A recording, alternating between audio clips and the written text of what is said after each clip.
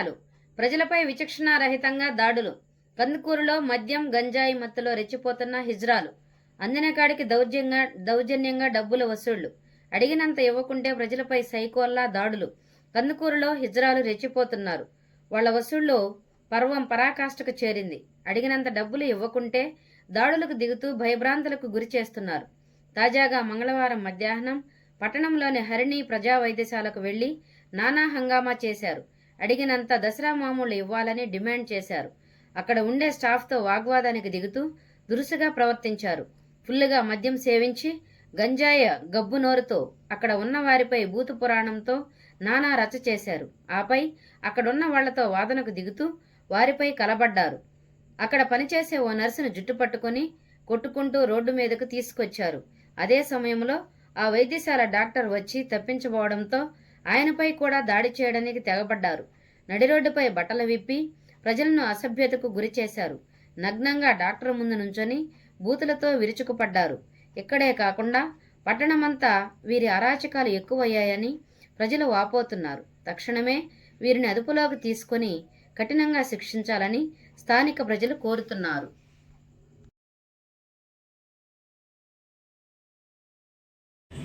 నా పేరు రాజలక్ష్మి సార్. నేను హర్ని హాస్పిటల్లో స్టాఫ్గా పనిచేస్తుంటాను.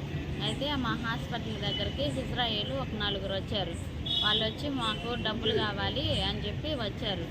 సారు మేడం లేరమ్మా, సారు మేడం వచ్చాక రండి, ఇప్పుడైతే వెళ్ళండి, సారు మేడం వచ్చాక రండి అని చెప్పాను.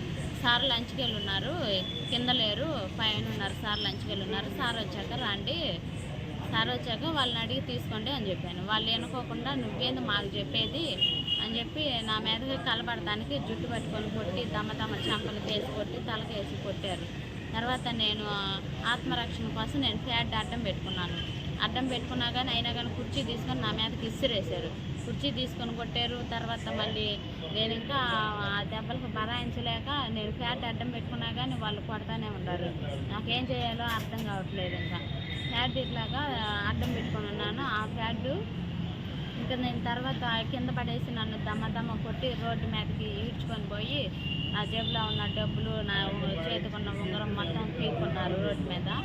తర్వాత చుట్టుపక్కల జనాలు అందరూ వచ్చారు. తర్వాత వాళ్ళు అక్కడ చందాలు అడుక్కుంటూ ఉన్నారు. వాళ్ళు కూడా కొంతమంది ఇజ్రాయిలు వాళ్ళు కూడా వచ్చి నన్ను అందరు కలిసి ఒక 5-6 మంది దాకా కొట్టారు, దమ్మ కొట్టారు. పక్కన చుట్టుపక్కల వాళ్ళందరూ వచ్చి ఇంకా అడ్డం తీపోతున్నా కానీ నెట్టేసేసి నన్ను అయినా కానీ కొడతానే ఉన్నారు. అక్కడ ఏం చేయాలో నాకు అర్థం కావట్లేదు. నాకు సోహ లేకుండా పడిపోయాను ఇంకా అక్కడ. తర్వాత నాకేం జరిగిందో కూడా తెలియదు. ఇంకా నేను ఇక్కడికి పోలీస్ స్టేషన్కి వచ్చాను సార్, కేసు పెట్టడానికి.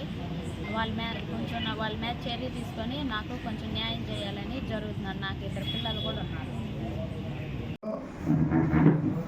మా హాస్పిటల్ రిసెప్షనిస్ట్ అమ్మాయి ఆదిలక్ష్మి పుట్ట కొవ్వూరు తాగి ఈ హిజ్రాలు వచ్చి దసరా మామూలు అడిగారంట.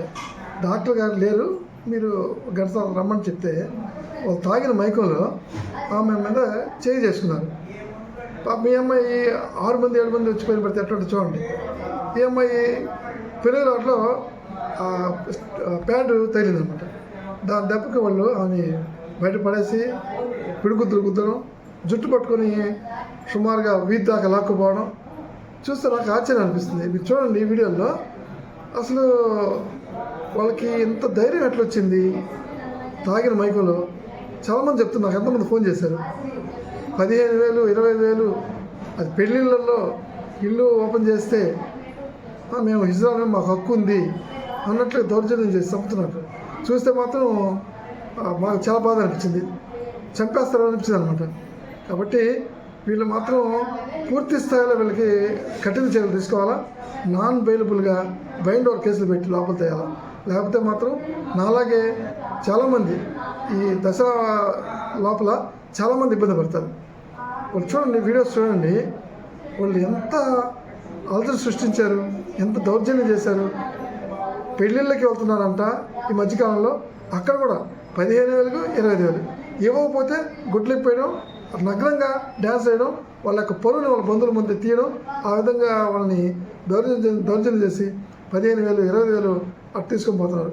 నిజంగా మాత్రం వీళ్ళు ఎవ్వరు కూడా స్వాభావికంగా శాశ్వతంగా ఏర్పడిన కొంచెం కాదు వీళ్ళు అది పనిగా చేసుకొని సమాజం మీద భయభ్రాంతులు చేసి సంపాదించుకున్నారు. కాబట్టి పోలీసు వారు ఇట్లా సమాజం వీళ్ళని పూర్తిగా సహాయ నిరాకరణ చేయాలని కోరుకుంటున్నారు. అందరికీ నమస్కారం. ఈరోజు కందుకూరు టౌన్ పట్టణంలో పుట్ట ఆదిలక్ష్మి నర్సు హరిణి హాస్పిటల్లో పనిచేసే ఆమె రిపోర్ట్ ఇవ్వడం జరిగింది.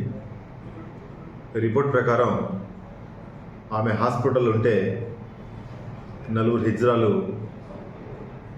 బలవంతంగా వచ్చి దసరా మామూలు ఇవ్వమని అడిగినట్లు, ఇప్పుడు ఇవ్వడానికి ఎవరు లేరు, డాక్టర్ బయట ఉన్నారు, తర్వాత రమ్మని చెప్తే దానికి వారు ఆ అమ్మాయి మీద దౌర్జన్యంగా ఆ మీద పడి జుట్టు పట్టుకొని కొట్టి విపరీతంగా కాలు చేతులతో కొట్టినట్టు రిపోర్ట్ ఇవ్వడం జరిగింది. దాని మేరకు వారిపైన ఎక్స్టార్షన్, అదేవిధంగా వివిధ సెక్షన్ల మీద కేసులు నమోదు చేయడం జరిగింది. ఇందు పత్రికా సోదరుల ద్వారా అందరికీ తెలియజేయడం ఏమంటే, ఎవరైనా కూడా ఇటువంటి ఎక్స్టార్షన్ కార్యక్రమాలకు ఎవరైనా పాల్పడితే వారి మీద నాన్ బెయిలబుల్ కేసులు నమోదు చేసి వెంటనే జైలుకు పంపడం జరుగుతుంది. దీంట్లో కూడా ఈరోజు ఆమె ఇచ్చినటువంటి ఫిర్యాదు మేరకు కేసులు నమోదు చేశాం, మళ్ళీ జైలుకు పంపిస్తాం. కాబట్టి మిగతా ఎవరైతే అటువంటి ఆలోచన ఉన్నారో వాళ్ళు మాత్రం జాగ్రత్తగా ఉండాలా. అలా కాదు అని చట్టానికి వ్యతిరేకంగా ప్రవర్తించినట్లయితే వారి మీద స్ట్రింజెంట్ యాక్షన్ తీసుకుంటాం. అంతేకాకుండా అవసరమైతే వారి మీద షీల్డ్లు కూడా ఓపెన్ చేస్తాం. కాబట్టి దయచేసి ప్రతి ఒక్కరు కూడా ఎదుటి వ్యక్తులకు ఎటువంటి ఇబ్బంది కలగకుండా వ్యవహరించాలని మీడియా మిత్రుల ద్వారా ఇక్కడ ఉన్నటువంటి అందరికీ కూడా రిక్వెస్ట్ చేస్తున్నాం. Thank you to all.